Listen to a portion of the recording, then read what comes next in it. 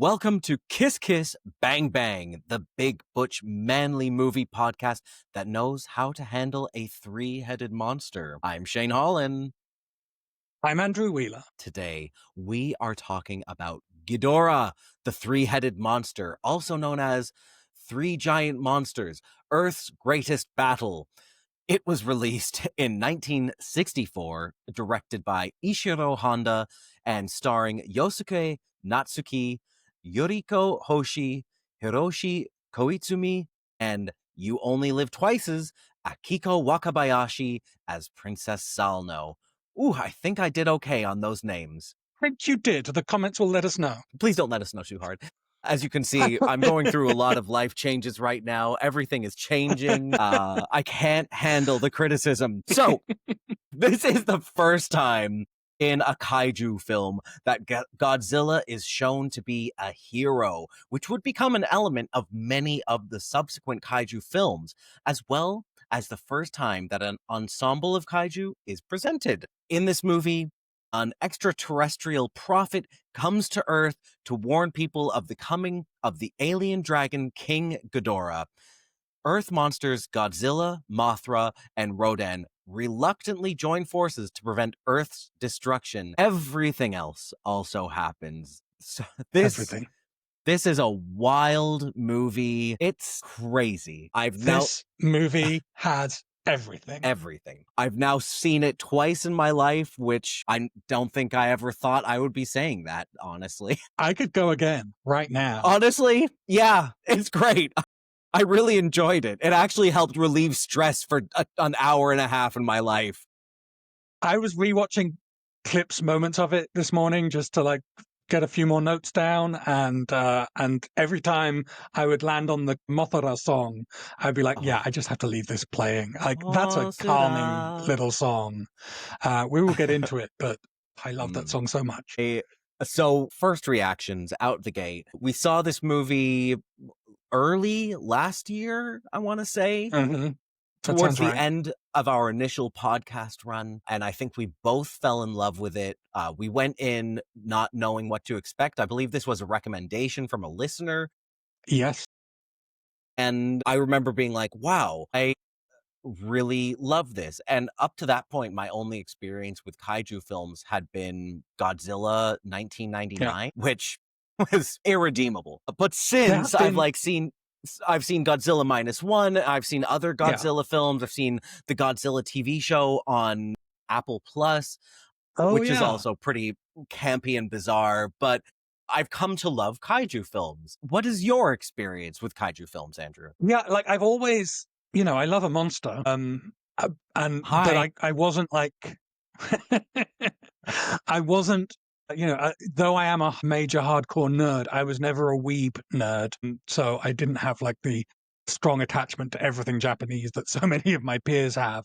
So yeah, Toho monster movies were a thing that I had never committed to exploring. At the same time, there was a Godzilla cartoon on TV when I was a wee kid. Godzilla and Godzuki, his Scrappy-Doo nephew, who was comical and would trip over things. It was weird, as all things Godzilla must be. So, I have fond memories of that weird cartoon. And, kaiju they're in the culture these days, like Cloverfield and the Monsters, the Gareth Edwards movie.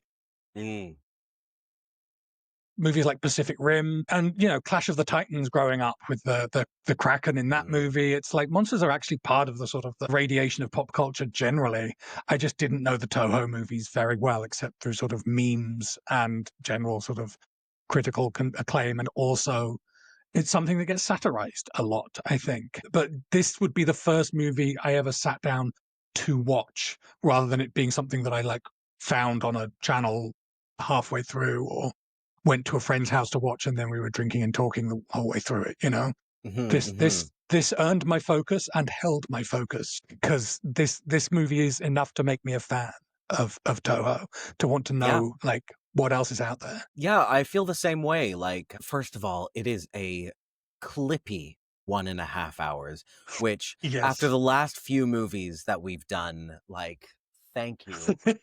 Thank you so much that we got to only have to do 90 minutes of this, but also like it was engaging from Oh, start to finish, and it is beautifully shot. beautiful. Yeah.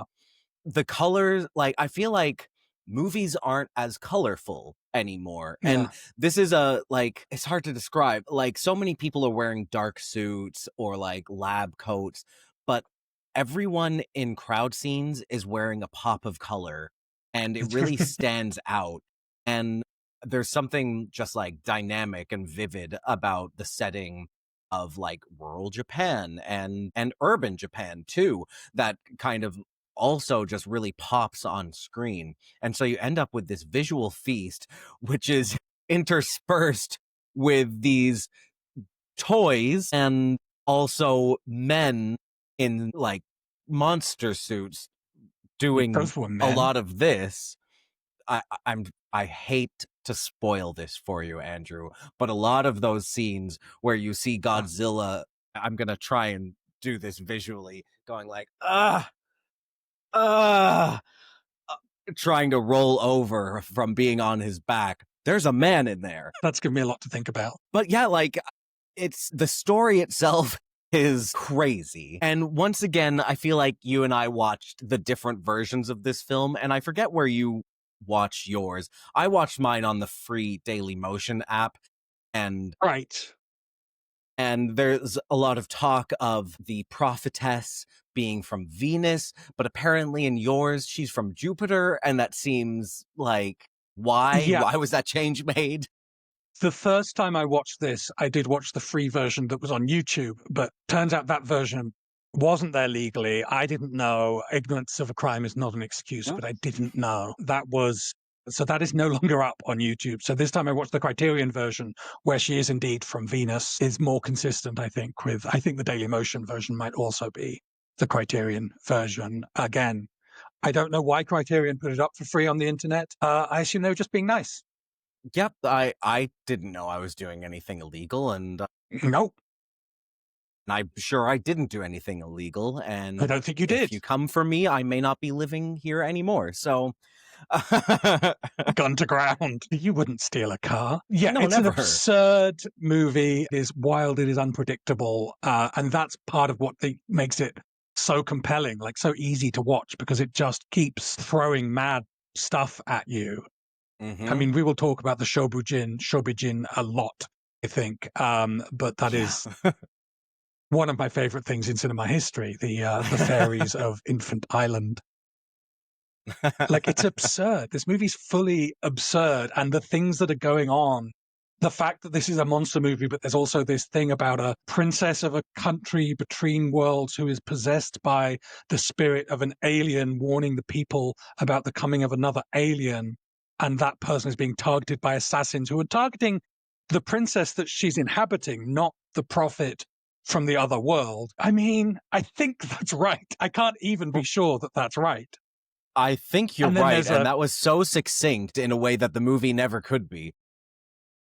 And then you have the tiny fairies who are being asked to call upon their monster to get the other monsters to work together. All of these threads interweaving. Someone trying to kill. Did they try to kill the fairies, or were they just trying to kill the prophet when they blow up the boat? It doesn't matter. I think I they're think it's just trying Godzilla. The prophet foresees the death of the fairies if they get on the boat because Godzilla will awaken. See, I watched the movie. Yeah, no, you're right. You got it. You nailed it. And meanwhile, you have this cop and this journalist who are both investigating this whole weird story from two different angles, and a brother and sister, and are the two flyest people you ever met. Like, Yeah, this is a great thing. And honestly. it's 90 minutes of this patchwork of insanity. I mean, what is there Are to we not love selling about this movie? Like, are we making people want to watch this? I can't stress enough how much fun I had watching this. Like, it sounds ridiculous when you say all of those words together, but there's something like just so captivating about all of that. Least of all, the performances from our lead actors, or not least of all, I should say. Like, Yeah. and I've already forgotten their names. I'm so sorry, but Yosuke Natsuki and Yuriko Hoshi, who are our two leads, they do an incredible performance of selling all of this and like keeping the movie I don't want to say grounded, but like they at least keep the plot moving in a believable way. And I really believe that they believe the stakes in this film. It's not, Yeah. this could so easily be like bad actors in a bad film, but they lend it some verite that sells like the puppets. I'm trying to remember what the wording is of the meme. I mean, it's the wording of the meme is just one of the subtitles for one of the versions of the movie, but there is this famous scene of the male lead saying, perhaps with the help of the fairies, we could ask Godzilla for help. And it's like, it's an amazing line of dialogue, and it's delivered so straight-faced by that actor. And yeah, there's a real intensity and urgency to these two leads where it's like, Yeah. they believe everything that's happening. Like they are Yeah. committed. And Man. yet this is a movie in which Godzilla and Rodan play volleyball for like a minute, and then Mothra sprays them both with silk. Yeah, sure. It must be That's silk. what it looks like. It's so exactly what you think it shouldn't be. Like the way that it comes out in a ropey string and lands as like a viscous goo. Mothra's very excited to work with the other monsters. You know? Yeah, Uh, too excited. and for a movie Mothra. called Ghidorah, there's a lot of focus on Mothra and Rodan and Godzilla before we even This get is a to... Mothra movie. Do not believe anything else. Mothra versus King Ghidorah, this should be. Featuring Godzilla and Rodan. And yes, and co-starring Chic Space Princess. Yes. Oh my god, speaking of Chic Space Princess, let's talk about the women in this film. Do we start with the giant women or the regular-sized women? Because this is a movie full of women. Honestly, let's start with the giant women. I feel like that's appropriate for a Godzilla film. Godzilla herself, a stroppy, temperamental queen. Yes. She is. Like, she and Rodan have such a bitchy relationship. Like, they are going at it, and I love that for them. But, as you say, it is a Mothra movie, and Mothra is Mothra-ing. So, you know, these three giant queens dominating the screen and then teaming up to beat a man who thinks he can just barge in with his three heads. I mean, Mother Mothra, Feminism. the dancing larva, she just wants her girls to get along and take down that horrible king. Yes. Snaps for Mothra. So yes, taken from that perspective, incredible feminist cinema. Yeah, and absolutely. I think we should take it from that perspective. But even if you were to pretend that the monsters are just monsters and genderless in some way, which they're not, they're women. Obviously not.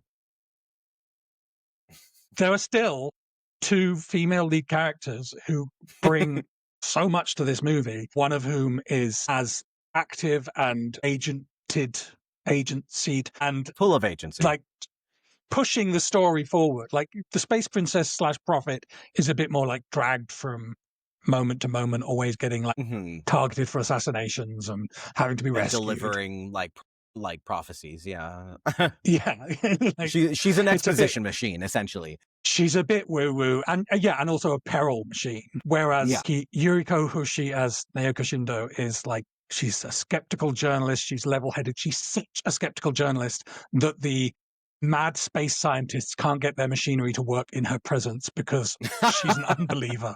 I mean, give it up. Give it up. She drives the plot in so many ways.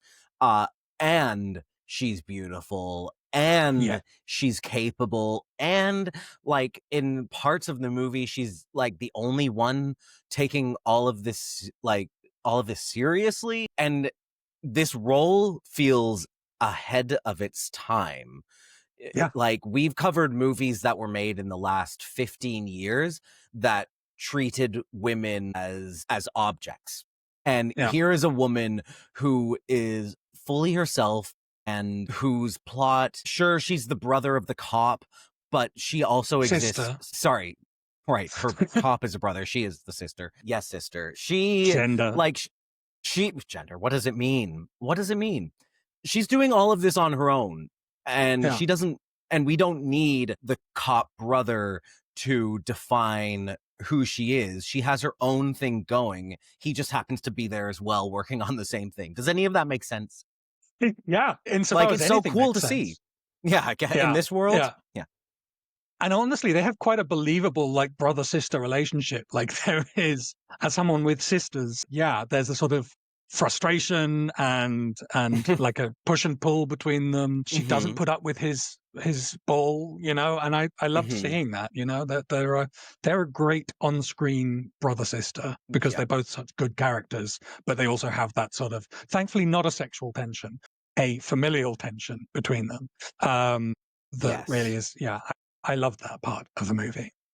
Yeah, there's this, like, when the first time that they're watching TV and we meet the Shubijin, there's this moment where, like, she leans her entire body over him to, like, get the remote or something. And it's like, oh, this isn't like a sexual, playful thing. This is like a, get out of my way, big brother. Yeah. I need to do this, and I don't care about your body to get what I want. Like, you do not exist. Yeah. You do not exist, and I'm just going to, like, move through you. And that felt very much like a sibling relationship, the ones Very that real. I've experienced. And then Princess The other Masterina woman, Salno?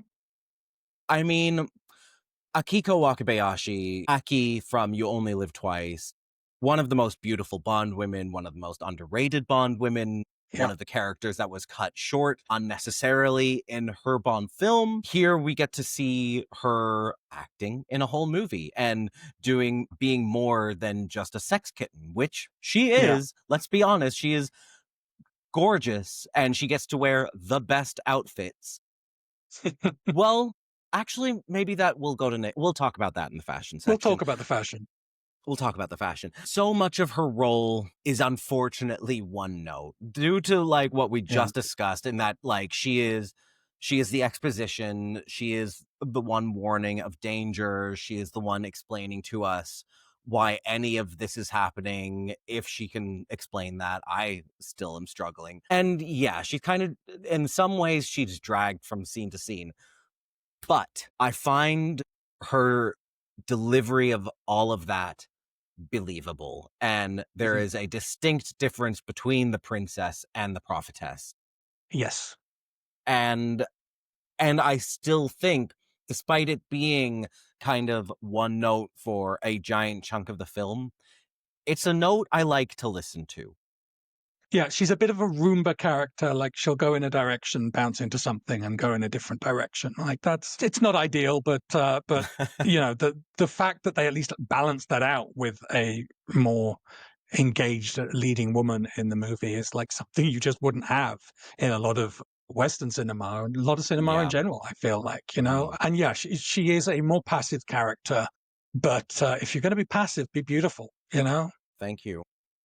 Words to live by, as lazily as possible. Yeah. Don't be a lazy bottom. Last, we gotta talk about the two best women in this film. We have gone down the scales: giant women, regular sized women, tiny women. And the tiny women pack the most punch, believe you me. The Shobijin, when I first watched this movie, my reaction was, ew, weird, get it away from me. Why are they singing? This time around, I was prepared. I knew what I was walking into. It wasn't a surprise, and I was able to enjoy it. Good. I'm so glad. I love the Shobijin too much. So there's Emi and Yumi Ito, aka the Peanuts, a twin sister singing act in Japan that were cast as these twin fairies from Infant Island, who are played by dolls in long shots, which is one of my favorites. There are a lot of miniatures in this movie, but the best miniatures are the tiny fairy ladies in a box. Yep. It's a wild thing to have characters in your movie who are tiny fairies in a box who sing to a giant moth monster on a faraway Polynesian island. But hey, I think it works. I somehow think it works. I don't know why. Like, their introduction is two Barbie dolls super glued to a frisbee, and you can see the strings like moving them into and this frame. on a weird like reality / light entertainment Japanese TV show. Where are they now? The reality stars of today kind of show. Yeah. And then two little boys ask, "Where's Mothra? What happened to Mothra?" And we're like, "Well, we can't get Mothra in the studio, but here, take a look at these two fairy dolls. Who will They'll now talk sing. to Mothra for us." Yeah, yes, and by talk I mean sing. Yeah. I'd say. No, it's such a great, like, it's such a sort of wholesome performance of these tiny ladies. Like, they're very sweet and very engaging, and you don't want bad things to happen to them. And yeah, it's such a wild choice, but I love it. It's one of my favorite things about this film. Me too. And I mean, is it the best that they get carried around in like a doll carrying case for a good Talking chunk about of the objectifying movie? women. Honestly. And no one talks about it, and no one's ever like, okay, get in the case, we're gonna go over here. They just like close the case up and pick it up. And you have to imagine what it must be like in there for those women. Like, whoa, whoa, oh. And then the case gets put down and opened up, and they're just sitting there pleasantly, like, Mosira, Mosira. Quickly adjusting their robe. Yeah, yep. You can buy, I mean, probably very expensive now, but you can buy like a little like life-size diorama of the Shobujin, and not in this case, in a different case. So it must be from a different movie. But yeah, the toy exists. It has been made, but it's probably a limited edition. And also, there's just something slightly weird about owning two women in a box. So. But you're telling us that you've already purchased this and that I should expect to see it behind you in the next episode? If I get my hands on one, I will buy it, but I will take them out of their box and let them live in the world, and their box can just be used to keep things in. You know, that's feminism. Cool doll robes. Maybe Fiera. They like it in there. They're happy being in a box. Put women in a box. No, I have a little Jonathan Bailey Fiero doll, and that can live in there. He can turn it into a sumptuous little gay cave. Perfect. Sorry, that's cave. Taking it back. There we go. There we go. Speaking of bi cave, let's talk about the boys. Right. How do I segue? Okay. Yosuke Natsuki as Detective Shindo, the brother of the leading pair. So handsome. Like, he has this compelling, intense face. He has this quiet, authoritative masculinity. Like, of course, like I said, it makes sense that these two characters are siblings, because they are the two coolest people you've ever seen. Yeah. And he is so dashing, and he's in his like late 20s, this actor, at this point in the movie. He's like 27, 28 years old, and he looks way older, but in like a really good, handsome, like he has authority. Like I said, he looks like a man you would listen to. I mean, he's a man I wouldn't listen to. I would just be like, I would just be watching his lips move. I find him compellingly attractive. Yeah, me too. I agree. He looks like he should be in his mid to late 30s in the best way possible. And I'm saying this as someone in their mid to late 30s, let's be honest, who is, I've looked better. Receding all the time. This is someone who holds it well, and he's actually 10 years younger than I am, so it all makes sense. He gets to wear a fabulous suit for the entire length of this movie, with like this pencil thin tie, which I absolutely love. Bring back thin ties. And he shoots a gun multiple times, and like James Bond, like he gets to get down on one knee and gets to like shoot around corners.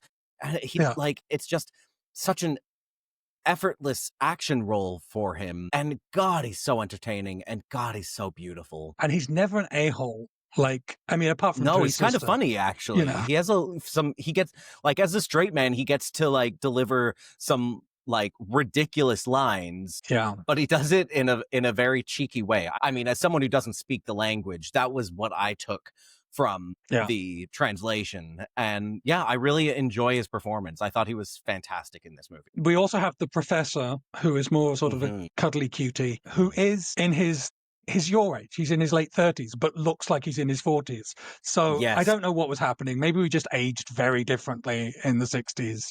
But like, you know, Definitely. he looks kind of like daddy hot, and then you see he's 38, and it's like, oh, well, I guess 38 is daddy hot to a whole generation of people, but Yeah, yeah. sadly not to me anymore. Things have changed, Andrew. We are Things old. have changed. Thank you He's for quite saying we. handsome. Yeah, you're welcome. Generous of me. He's handsome. He's got a fun role, which kind of feels unnecessary in this film. Like, if we Right. could have cut any character, it might have been Professor Mirai. Did we really need someone to be up on the mountain observing the birth of King Ghidorah?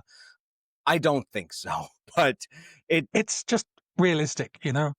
yeah, honestly, like, if anything about this film, it's based in realism. Yeah, so based. Yeah, so based. And then the other male lead of this film is King Ghidorah, who is a Yeah. tyrant bent on destroying the earth and loves the color gold. Sound familiar? Oh my God, he's a Bond villain. Oh, I was And gonna he say he has. was MAGA, but yeah.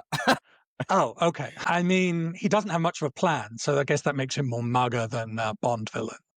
Yeah, exactly. Just rampant destruction and destroy the economy. Actually, destruction is good for the economy, Shane. Right, right. And if we roll back our rights, then we'll see that actually we are stronger.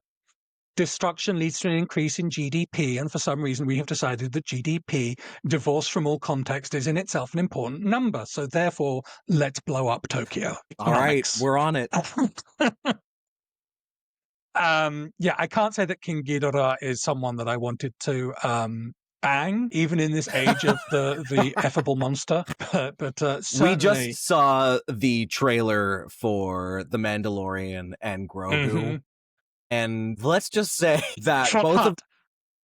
both of us have feelings for the Hot Hut. And I think that we will be justified in saying this when you see this trailer and when we collectively all see this film. But there was something about that hut going, And it's that, like, I mean, I assume Jeremy Allen White did motion capture for this, and those are his biceps. So, yeah. you know, the boy has good biceps. Maybe we'll get to see a Calvin Klein commercial coming out of this new movie. How would the underwear work? I don't know. Maybe he just wears the band. Also, do huts have a cloaca? I'd have to read the fan fiction to know. Yeah, we're in the age of the bangable monster. We have a hot hut. The current Alien TV show, Alien Earth, the guy playing the alien when he takes the head off is like, that's a hot alien. Mm-hmm. Even the new Predator movie is like a scrappy, like 20-something hot predator. It's like, okay. I love that the monster effers are eating well right now. But sorry, King Ghidorah, you are not part of that movement. No, you are definitely a Trumpian villain, for sure. I will give a shout out for an incidental hottie in this film. The alien assassin himself, not a hottie, but he has a bunch of henchmen following him around, and one of them is in a charcoal suit and hat and a sleazy little pencil moustache, and he's giving me sort of 1960s Henry Golding vibes, and I'm into him. We love a mustache, especially a sleazy one. Yes, let's talk about the music. This is a great score. It's beautiful. Yeah, Akira Ifukube wrote the score, and yeah, the movie starts out with that Toho scope logo and teaser clips of all the monsters fighting, and then this swelling orchestral music, and it's like, I'm in good hands here right away. I mean, the Godzilla theme itself is excellent, and it's been with us for over 60 years, so it's like synonymous at this point with monster movie scores. But it's beautiful and it's visceral, and it really tells you like the kind of movie that you're watching. Like, this is a monster horror film, and I get that from the music. But beyond the score, there is obviously clearly one piece that defines this entire movie. And I wish that, rights to music, I wish that we could just play whatever music we wanted and not get demonetized and not have our video taken off of the internet forever, because I would just play the Mothra song from beginning to end right here. That's not happening. Yeah, Mosora no Uta by Yuji Koseki, it's my jam. I actually genuinely love this track. It is so loungecore. It's got like a Polynesian cool by way of Japanese chic sort of vibe to it. Like it is so perfect for what it's doing. And it's like a Zen calming song. It's lovely. It's lovely, and I And can listen to it on a loop. it's like haunting and it's beautiful at the same time, and it's camp as fuck. Like this happens in the first, like, let's call it the first act of the film, but in the first 20 minutes, and it really sets the tone for the rest of the film. Like, oh, this is unhinged. I should note, by the way, that neither the song nor the Shobijin are original to this movie. They were in the Mothra movie before this. So this is just great world building, really. Mm-hmm. But it is such because this is a Mothra movie, ultimately, that song gets played again and again throughout the movie. And we get at least two versions of that, like, weird music video where we're on Infant Island, watching the Polynesian cultural hijacking, which we'll get into that maybe more in the fashion section. But I could just sit back and sink into that tune. It's I'm glad this movie introduced it to me, and now I need to go watch the Mothra movie to really get to the bottom of it, to really understand.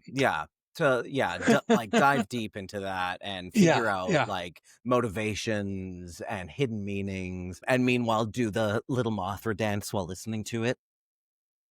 That's my excited Maybe dance. I can transform into a giant beautiful moth. Oh my god. Is that what I've been doing this entire time? Oh, so many things make sense now. Yeah, that's why I get naked at the beach, just waiting and shoot those wings ropes to spread. Yep. Oh my god. Let's talk about the fashion. Well, I do want to shout out, there's some theremin in this score, love a theremin, especially the moment where the alien, the prophet, beams itself into the princess's brain in the back of a plane. Using a key light. Yeah. Using a key light. And we get a very beautiful, like, whoa, theremin noise that sounded very like the Star Trek soprano. Mm-hmm. I learned that woman is named Luli Jean Norman. She's not a theremin, but she does sound a lot like one. She does. Yep. She's classic artist. What a bizarre theme the Star Trek theme is. Because it didn't she didn't sing in the original version, but they brought her in for the second season, and yet that's all I think of. And now it is part of like the iconography of that show, so much so that it's like referenced in Strange New Worlds theme. What's in the original theme? It's just the instrumental without the... Wow. Wow. I mean, sometimes things do get better. Honestly, yeah. Okay. Let's talk about the fashion of this film. And so much fashion. This film is fashion. It's fashion. It's fashion. It's the sets, the outfits. It's very, very 60s, like very of its time. And very eclectic and very bold. And this is a high fashion 60s movie for sure. Oh yeah. I mean, it I think by and large, the number one outfit has to go to the introduction to Princess Salno, this stunning regal garb that is like this gold and green brocade dress with a giant golden tiara and these like gold everywhere, a pearl necklace. She has like this green spiky brooch, and it comes complete with her own key light. It is like, it just sells expensive, and it tells you exactly who this character is, and it is so different than anything else on screen, but so like it doesn't feel out of place. It feels so 60s as well, to be like dripping in this fabric and those jewels, but it is something that you could walk down a runway today and people would be like, damn, that looks amazing. Especially if there was a key light hitting your face and a theremin playing just out of nowhere. Yeah. And also everyone from her country of Selgina is like dressed up like an Elizabethan courtier, which is incredible. I mean, unfortunately, a lot of those people die on this plane. But even like back home in Selgina, her uncle, the despot regent, is also like big peacock wicker chair. Related? I think so. Okay. It's always uncles trying to kill princesses. Yeah. And like, yeah, the assassin, when we first meet him, is wearing like this huge ruff With sunglasses. That's with a sunglasses. statement. That's how you know it's the same character later, because he's always wearing the sunglasses. Great continuity detail. So yeah, she comes from a place that has a very unique style. It's almost a shame that we don't see more of that brought into the owl world, shall we say. Yes. But yeah, one of the reasons I went back through this movie this morning was to see just how many outfits she actually has. She only has 4 outfits in this movie. Like, I feel like that's a character who should be like constantly, I mean, not counting her hospital robe. Her first appearance is this glamorous gold and green number. Her second appearance is the Newsies outfit with the giant Newsies cap. Yeah, which is also pretty fashionable, gotta say. Which is very fashionable. Yeah, like she's supposed to look like some like street urchin, but it's like, no, she's making that look great. It's very it's non-binary, genderless. Yeah. She could burst into Santa Fe, or she could just predict the coming of a giant space monster, you know? It's an outfit for every occasion. And then her third outfit is a dress that she borrows from Naoka, this black sheath dress, which in itself is very boring, but then with this red loose-knit cardigan that she accessorizes beautifully at different points in this movie. Like she really gets the drama out of that sort of cardigan shawl thing. And then her final outfit her last is the outfit makeover. And it's all black, but God, they really knew how to lit up like black dresses back in the all day, black right? Because and it was diamonds. And diamonds, that's it. Like it had so much sparkle and layers to it, and I feel like I could see every layer of it. If I remember correctly, she has like a veil, and there's like lace all through it, and there's a lot of straps to it. But it's also simple and clean. There was just something really beautiful about her morning dress. Yeah, I guess everyone died in her life, so you know. Yeah, it makes sense that she's in mourning. She's probably pretty sad about that. Yeah. Professor Mirai is introduced in this film just to display mountaineering fashion with his team. I'm pretty sure they get to wear these yellow expeditioner jackets, which feel so current. Like I will see people walking down the streets of Toronto in that jacket all winter soon. And this is like a 60-year-old fashion. Either fashion hasn't changed much, or it's come right back around, because those are great looking jackets. I mean, they're bright. They've got a real pop. Like, people have the confidence to wear color. Yeah. Love to see that. And there's also a lot of sweaters and cardigans and toques and many hats in the Mountaineers. Professor Mirai has this great, like, gray cable knit sweater that has zips along the shoulders, along the yoke. And that's a man with quite a yoke. Like, he's got good shoulders on him. And I just love the idea of this sort of sweater that you don't stretch it to take it off. You just unzip and maybe it just like falls to the ground. Love that. What an image. I want to talk about Naoka's wardrobe, because she is quite conservative in her style. When she lends an outfit to the princess/prophet, it is just a black sheath dress with like some detailing on it, but it's otherwise very simple. And everything Naoka owns is block colors, starched collars, starched hair. She and her brother are both very conservative dressers, and he basically only has one outfit. She has like maybe half a dozen outfits, but they're all very similar, apart from like when she goes to the cafe and she wears like a sloop neck cardigan under a jacket. The best. Great looks. I mean, she's very, very stylish for someone whose dress sense is moderate. It is impeccable. And again, pops of color. She's not shying away from that. Yeah, the cafe look for sure is my favorite. It's like this tan Burberry jacket, like it's got the red gingham on the inside lining, and the brown roll neck, sloop neck sweater, and she's wearing like a brown skirt with it, and she just looks incredible. And I love her bob. I don't know if it's a wig or if it's a helmet or if it's actually her hair, but it looks amazing. Yeah, it's unflappable and maybe unclockable. Beyond that, I mean, the sets are all beautiful, the miniature and the full-size ones. Yeah. The hotel is simple but elegant. Every Yes. office has a distinct style that says so much about like what happens there. You've got like the astrological society, the police precinct, the journalism lair. Yeah, the sets are absolutely gorgeous. And as you say, like there is a simplicity to them. Like they're not trying to make them even unrealistic.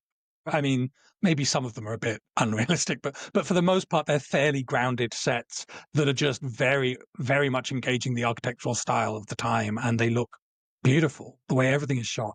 And also, I have to say, like this movie uses a lot of like real life exteriors for some of the sort of Mhm. the Tokyo scenes, the people fleeing scenes. Like anytime a building's being destroyed, it's a miniature. But anytime There's a people are running in lot of horror, people fleeing scenes. a lot of people fleeing and running across like ornate bridges and past temples. And it's like, oh, it's so gorgeous. Like 60s Tokyo in this film stock. It's like Mhm. falling into a postcard. It's really beautiful and really There's like like romantic. there are a lot of wide helicopter shots of like the Japanese landscape. Mm, And I think particularly for me, it was like the more rural areas, the farmlands, where you kind of got a scope of how expensive this film was. They did not shy away from having like mm, hundreds of extras running down the hillsides of these farming villages or from the side of a mountain. Those are actual locations in this film, and they yeah, they're shot with so much depth and they're so saturated in color. It's really just stunning to look at, and I feel like it adds to the fashion of this film. We should also call out the Shobijin's travel robes, these Oh, giant yeah. flower prints, big ruffles, and of course their silk-lined travel case. Oh, yes. And don't forget the flower in their hair on either side, so you Yes, know the difference between lefty and righty. that's right. That's right. They're like the Dragula hosts in that way. Yeah, the Boulet brothers. Yes. The Boulet brothers. Kaiju is art and art is subjective. Yeah, they're fabulous. There is, as we've said, a Polynesian fetishization to their characters and the island that they come from and the scene we cut to of the people, the Hmm. tribal dancing. And it very much feels like that is not authentic. I mean, it doesn't need to be authentic because it's infant island where Mothra lives, but at the same time, it's like it's taking something that's not yours and using it to show something other. So Yeah, definitely. we've seen a lot of that in Western cinema. We know it when we see it. Yeah. And last, I just want to say the miniatures, we've touched on them, but they're really amazing recreations of actual places for the most part that are beautiful to look at. And then they're destroyed, and you're like, oh, that's a toy. Like the plane that explodes with a crackerjack, and it's like, oh, that was a toy plane. Or the Tokyo Tower, which explodes with a crackerjack, and it just goes like, yeah. You're like, oh, Beautiful okay. Tokyo Tower, Yeah. as authentic. Yeah. But they're still like really they're clearly crafted with a lot of love and care, and they look just like the real thing. And it was the only way to do these huge scenes of destruction in this movie at the time. And it must have inspired so many works like in cinema for the next 50 years. I mean, some Mm. films still use miniatures to this day, thank God, because they've gotten really good at filming them. But everything's moved to CGI. It's so nice to see Yeah. an analog version of this. Yeah. Also, by the way, while we're still in fashion, shout out to that man rescuing his 200 yen hat and accidentally Oh, waking Rodan. It's a very nice hat, I get it. yeah. Not worth 700 yen, not even worth 500 yen. Definitely worth 200 yen. Okay, let's talk about the queerness in this film. So this is where we run into, An issue. an issue. The time, the culture, the place. I've been a gay person in Japan, and let me tell you, right now it's lovely. Even though it's not socially accepted everywhere, nor is it anywhere else. But yeah, at the time they certainly were not putting queer characters on the screen. So anything that we find that's queer in this movie is accidental, and there aren't even that many things to talk about, really. I No, will I say, mean, you mentioned earlier that the people dressed up as the monsters are men, and as the monsters are women. That does make this a drag movie, technically, work. That's right? awesome. Yep. Yes, what is kaiju if not drag? Thank you. I mean, the Infant Island Mothra twin Barbie dolls who come with their own carrying case. What little gay child wouldn't want that? I mean, honestly, fairies are so important to this movie, even if it is just that one type of fairy. Yeah. Respect. But I felt seen, I felt represented. And we have our non-binary prophet slash princess who is Yep. heckled by the crowd. Are you a boy or a girl? Do a striptease. So, being non-binary and getting shit for it from people in the street, that's Timeless. representation. Yeah. Some Sadly things never timeless. change. Yeah. Also, the Mothra worm spitting jets of white rope at everyone's faces. I mean, you have to stop going to those places. And do Godzilla and Rodan end up as sisters at the end of this movie? Like, I are they believe getting a so. U-Haul? They kind of are, right? Yeah, they're kind of walking off into the sunset together. Yeah, they've settled their beef. And There's a lot now of they're living pecking together. of Rodan at Godzilla, which, Right. yeah, I mean, that feels like a lot of relationships I've been in. A recognizable queer dynamic. Yeah. Yeah. Other than that, not the queerest movie. No, but that's okay. I mean, this film feels queer. It just isn't actually queer. Yes. Yeah. Well, should we score this film, Andrew? Let's score this film.